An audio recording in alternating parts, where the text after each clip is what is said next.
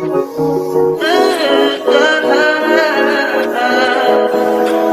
think I know. Hi guys, welcome back to my channel. So I'm just going to go straight into this video. If you're coming across my channel for the first time, do not forget to hit the subscribe button, and if you're a returning subscriber, make sure that you have your post notification on. So I'm here watching the rain. I want to leave office by about 4 o'clock. So while I was packing up my bag, I came across a piece of paper. I had put down some ideas on the paper to make a video a while back, and I totally forgot about it, right? So while going through the bag, I saw the video idea, and I said, I'm at work and I'm basically packed up and just waiting on 4 o'clock to leave before the rain comes. Let me just go ahead and quickly shoot this video for you guys. So the topic that I had in mind at the time is to get uncomfortable in your comfort zone. Because I remember going through TikTok one at a time, and I was seeing like a lot of content creators. Basically, I wouldn't say they were encouraging anyone in their defense to quit their job or to quit their 9 to 5 or whatever it is that they are doing. But we have to remember, at the end of the day, this is social media, and influencers are there to influence or to motivate. Whether they do it willingly or unwillingly, they are still there. And we have to remember that there are so many impressionable minds that are already conflicted with what it is they want to do or what it is that they are doing. And a lot of times they see these influencers and they just say, okay, if they do it, I'm gonna do it as well. So today I'm basically here to tell you that you are not to get caught up into the matrix of social media, where they are telling you that, you know, I've been working my job for X amount of years and I've just not been in tune with it anymore. And I went to God and I spoke to God about it, and I prayed about it, and I spoke to my partner about it, or I spoke to my friends about it, and I just decided one day to quit my job. In Jamaica's economy, that's not the best decision. That's not a wise decision. That's not the most feasible decision. Because I always say, even if I'm just working to pay my bills, at the end of the day, I'm paying my bills. No one is coming to pay my bills for me. It doesn't matter if I'm getting minimum wage. At the end of the day, whatever minimum wage is at the moment, say for example it's $15,000, there's absolutely no one person that is going to give you $15,000 every week for a month. So by the time the end of the month, that is what, $60,000. No one in Jamaica is gonna give you $60,000. So it doesn't matter how small the money may be, and you're struggling to make ends meet. Find a way to see if you can maybe sell some sweeties, some ice cream in your yard, some fried chicken back on corn, or chips in your yard on a Friday and a Saturday, something to make that money up. Join a partner or something. So when I say get uncomfortable in your comfort zone, just stay with me. All right, so I wrote down my points and I don't want to miss them. So a lot of the key notion you will hear on social media is, a lot of time influencers say to you, oh, I quit my job and I started my influencer journey, what I want to be wig influencing or product review, or I moved to another country. They make it seem as if, oh, they didn't think about it any at all. Some of them do tell you the steps that they put into doing what they do, others don't, right? A lot of times people only show you the end product. They don't necessarily tell you the steps that they take to doing this. So a lot of times what they are showing you is just the end product. Some of the times they don't tell you that they've been saving for this. They don't tell you that they've been saving for this. They don't tell you that they have the backing of their parents, rich mother, rich father, auntie, uncle, brother, sister, whoever the man. They don't tell you none of that, right? And you are just sitting there thinking about, oh, I'm not comfortable in my job. I'm just gonna get up and I'm just gonna move. I'm just gonna leave Jamaica. A lot of times they already have these jobs lined up in another country. They don't just take up themselves, book a ticket, and just move overseas. They have been researching that country up and down for weeks, months, years. They know when they land where they're gonna stay for the first 3 to 6 months. They know what school they're gonna go. They know everything. People are vague with information, and I notice that a lot of times on social media, it doesn't matter how transparent they want to appear that they are, come across, or it doesn't matter. People are not going to tell you the full blunt, the full blow, the full ins and outs of what it is that they are doing, right? They are transparent to a point. So there's nothing wrong with doing your 9 to 5, and you're coming to this same job every day for the past 5, 6, 7, 8, 9, gosh, even 10 years. You've been here from your maybe 20 something. Or take for example me, I've been in my job for maybe over 15 years, 10 years, because I've been working in this capacity since 2011.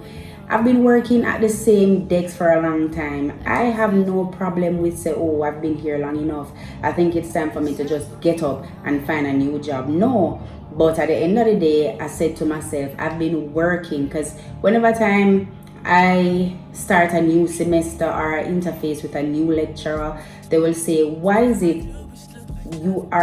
are you pursuing law? What made you decide one day that I'm going to do law? I always say to them, well, I started off as a legal assistant, working in a law office doing the basic administrative duty. Then I got promoted to being a legal secretary, where I started taking on more hands-on legal responsibilities such as drafting, things like that. I was just doing the basic, answering the phone, setting appointments, doing letter. I was now drafting, doing petitions, doing sale agreement, doing letters of administration, doing probate, doing suit matters, doing personal injury details, and the list goes on. I was doing a lot more at a legal desk. And I want to say to you, big up to those who from them come out the womb, from them a little baby, them say they want to be a doctor, they want to be a pediatrician, they want to be a nurse, they want to be a teacher, whatever it is they may be, they say that they want to be, and they follow it up right up to adulthood.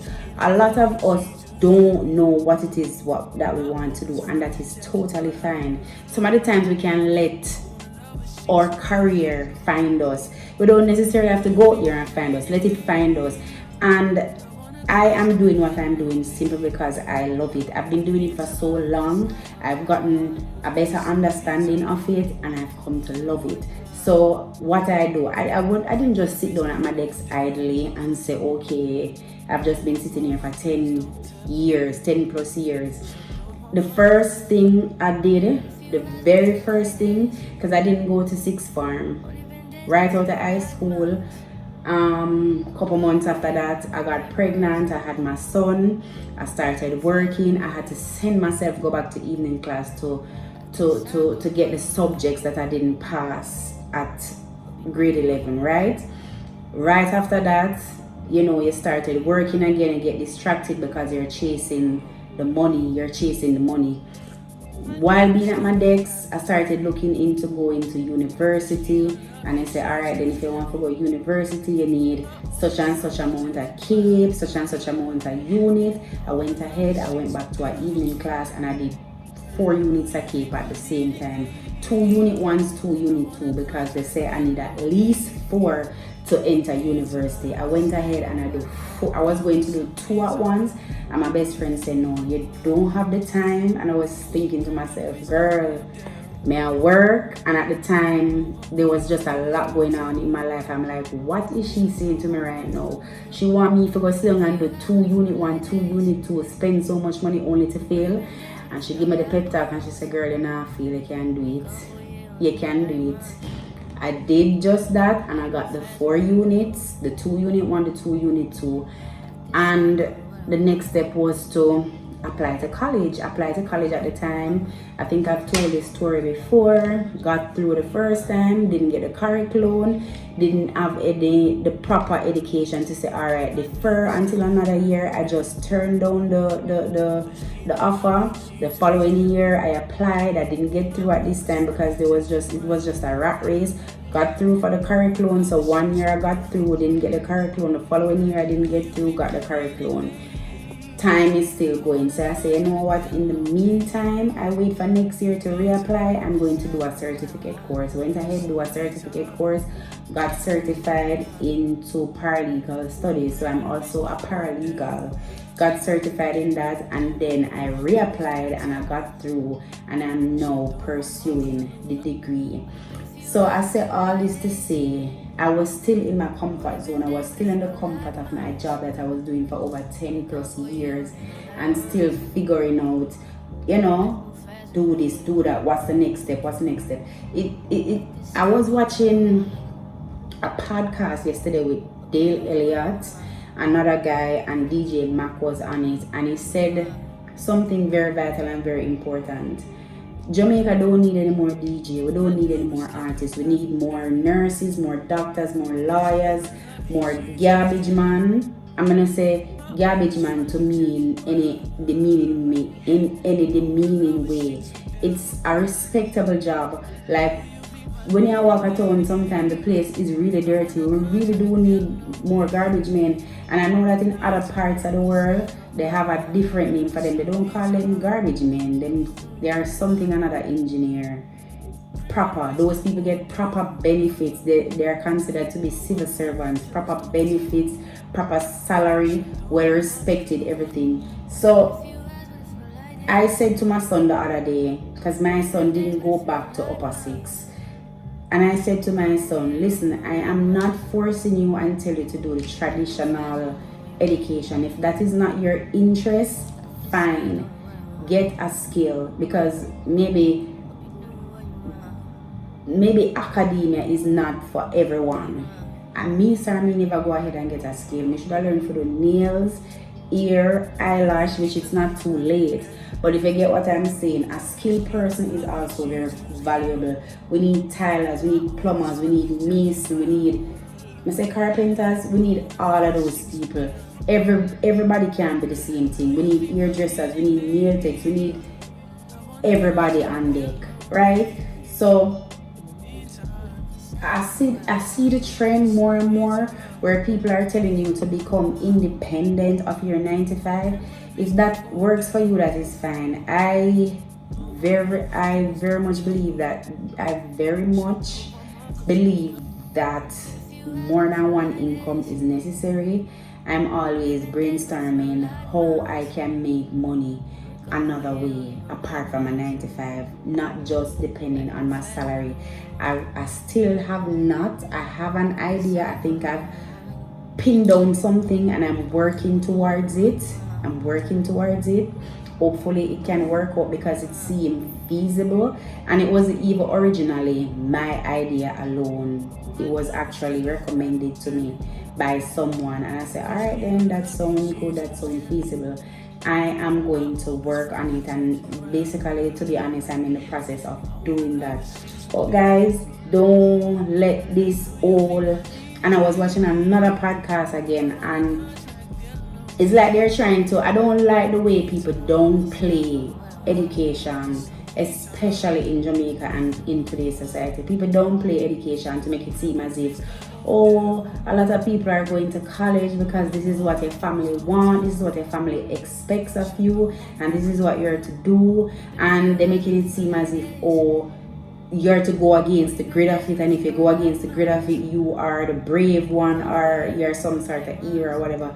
Listen, there's nothing wrong at the end of the day. As I said to my son, if it's not your thing, totally fine. I'm not one of those parents here where that is gonna tell you, do it, because at the end of the day, my money I go waste. You understand? But I also make him know that whether it's gonna be skill, something in, because you still have to go to school at the end of the day. So if it's a skill that you want to pursue, or if it's like a theory career that you want to pursue, one way or the other you have to go to school. One way or the other. Because if it's not that, it's either you have come out here to come thief, or you have come out here to come scam, or you have come out here to look and handout. And that not gonna work. So as I say, all of us can be influencers. All of we can be influencers. And I'm just here to say it's okay to stay in your comfort zone. Don't let anybody rush you out of your comfort zone. It's just like when you're living in your parents' house and people are going to tell you that by you're at such and such age, you need to be on your own.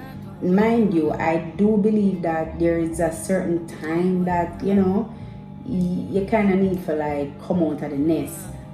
However,